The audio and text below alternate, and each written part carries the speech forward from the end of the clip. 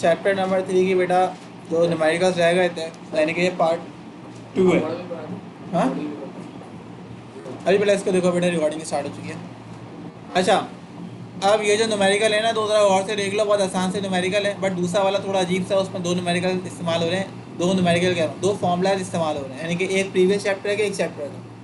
Newton second law का बेटा हमारे पास एक फॉर्मूला होता है जो कि बराबर होता है F is equal to M है, जिसको मैं कहता हूँ कि फोर्स अगर लगती है तो क्या याद आती है आपको, बताओ बेटा, माँ। तो मास से मुराद है बेटा, एम से क्या मुराद होता है बताओ बेटा, एम से क्या मुराद होता है मास, ए से क्या मुराद होता है बताओ बेटा हमारे पास एक्सेलरेशन। दोनों का यूनिट बताओ मुझे, दोनों का यूनिट बताओ। मास का यूनिट क्या होता है केजी, एक्सेलरेशन का यूनिट क्या होता है मीटर पर सेकंड स्क्वायर। तो फोर्स का यूनिट पता है क्या होता है एक्चुअली, फोर्स का एक्चुअल यूनिट होता है केजी मीटर पर सेकेंड स्क्वायर, बट हम इसको प्यार से कहते हैं ये बराबर होता है किसके बताओ बेटा, न्यूटन के।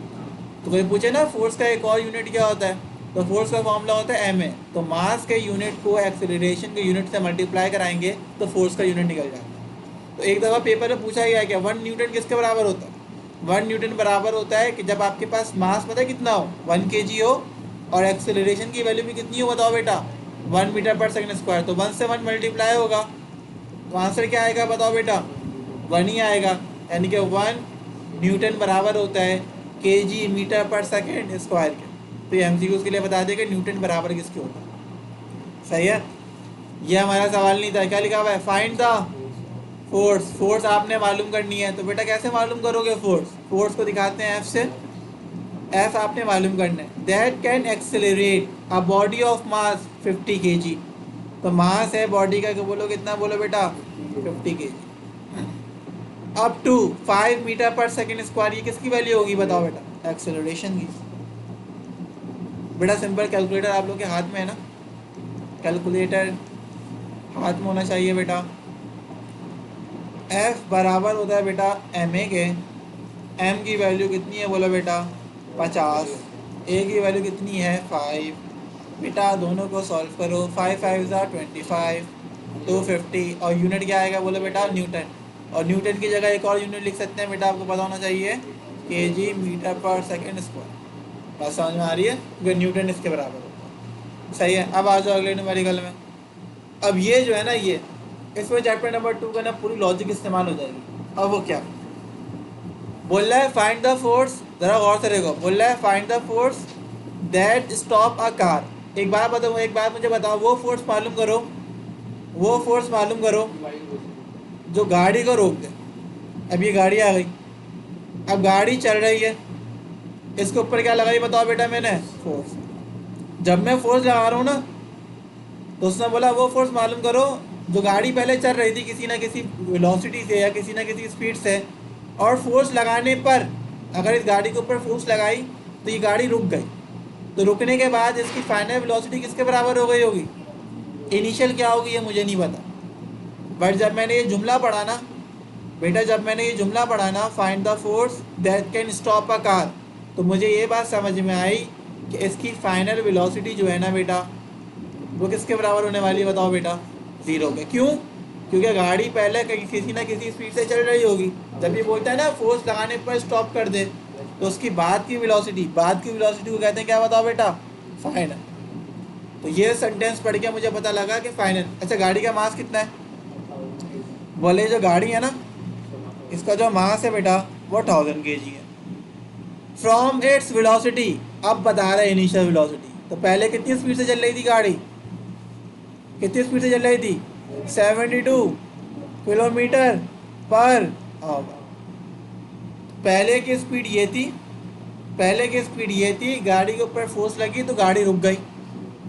और गाड़ी का मास कितना था बताओ बेटा 1000। पहले बताओ कोई मसला है इसमें, तो आपको पता होना चाहिए कि गाड़ी की स्पीड ये थी, फिर फोर्स लगाई तो रुक गई। तो रुकने से मुराद है ये वैल्यू कहीं सवाल में गिवन नहीं करी हुई, तो ये हमें खुद से पता लगा। क्यों, क्योंकि फोर्स लगाने पर गाड़ी किस में हो गई, रुक गई। स्टॉप बोले या रेस्ट में आ जाए, दो चीज़ बोल सकते हैं। स्टॉप बोले या क्या बोले, गाड़ी किस में आ जाए बताओ बेटा, रेस्ट में। दोनों से मुराद होता है 0 कर दो। सही है, अब क्या बोल रहा है, however a distance of 40 metre. जब फोर्स लगाई ना तो गाड़ी एकदम से नहीं रुक जाती, फोर्स लगाई तो आहिस्ता आहिस्ता गाड़ी रुक रही है। इस दौरान इसने जो फासला तय करा, इस दौरान जो इसने फासला तय करा वो कितना करा बताओ बेटा, 40, और डिस्टेंस कहते हैं एस को, डिस्टेंस कहते हैं। मुझे मालूम क्या करना है, सवाल ये है मुझे मालूम क्या करना है, मुझे क्या मालूम करना है, फोर्स। तो मैं बनाता हूँ डेटा, ज़रा गौर से लिखना है सवाल को। मैंने बोला मुझे मालूम करना है फोर्स। मेरे पास क्या क्या गिवन है, मेरे पास गाड़ी की गिवन है मास,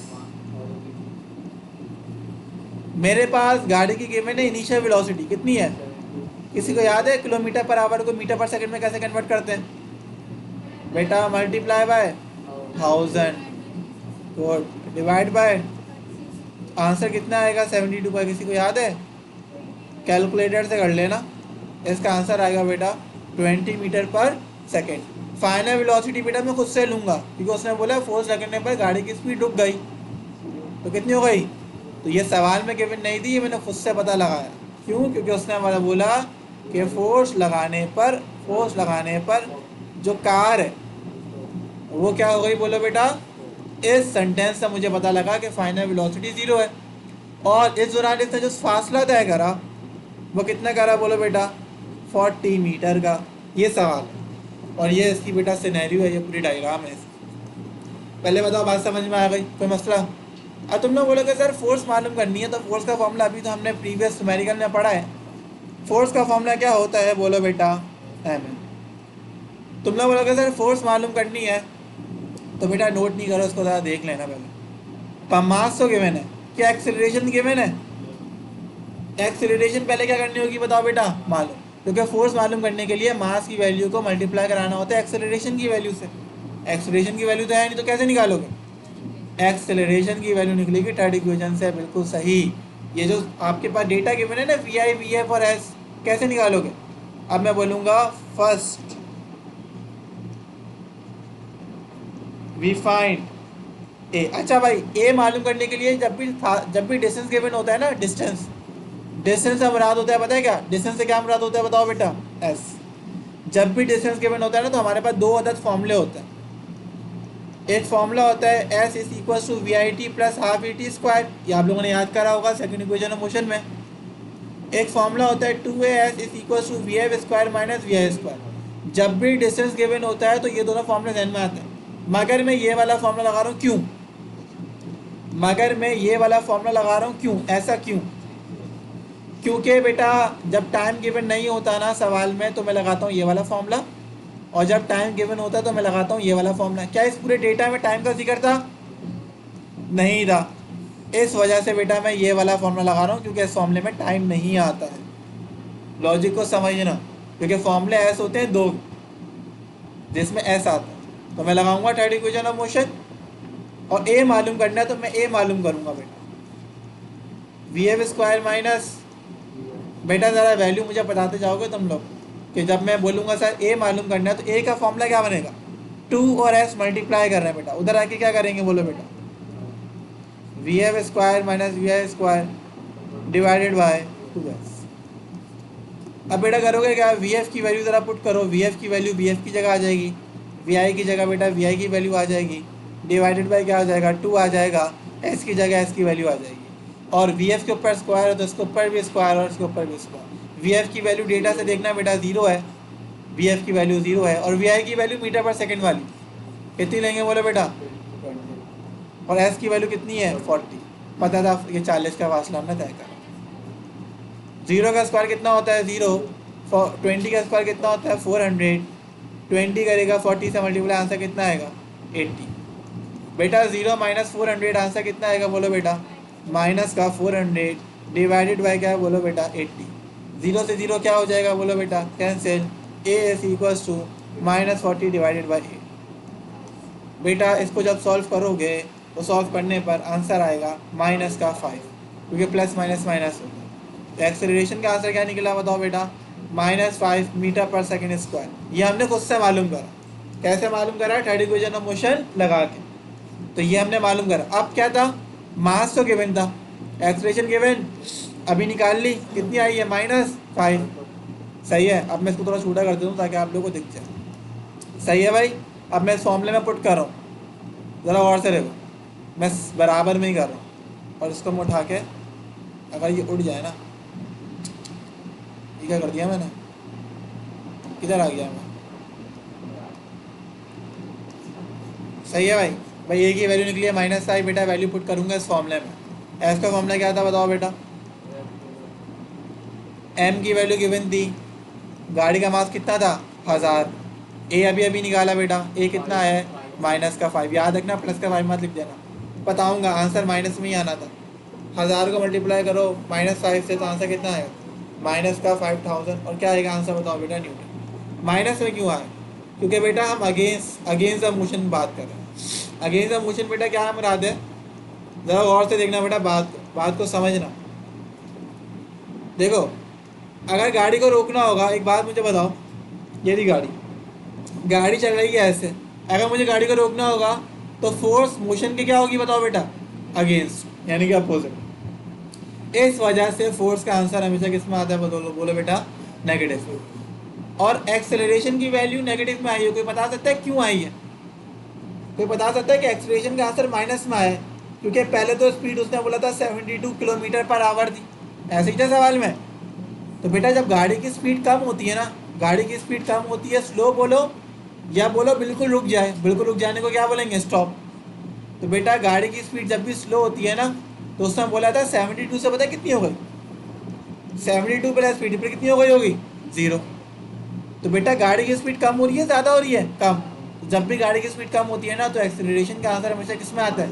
माइनस। ये बात मैंने बताई थी। तो ये एक्सेलरेशन पता है कौन सी है? Negative acceleration. गाड़ी की स्पीड जब भी कम होगी, एक्सेलरेशन निकालोगे, हमेशा माइनस में आंसर आएगा। फोर्स अपोजिट द मोशन अगर लगेगी तो फोर्स का आंसर हमेशा किस में आएगा? माइनस। और रिक्वायर्ड ऑफ द गन का आंसर भी हमेशा किस में आता है? माइनस में। तो ये बात हमेशा याद होनी चाहिए।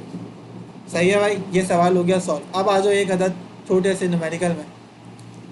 किसी को याद है एक फॉर्मूला मैंने पढ़ाया था सेंटीमीटर फोर्स का, जिसको एफ दिखाते थे। सेंटीमीटर फोर्स का फॉर्मूला होता है mv²/r।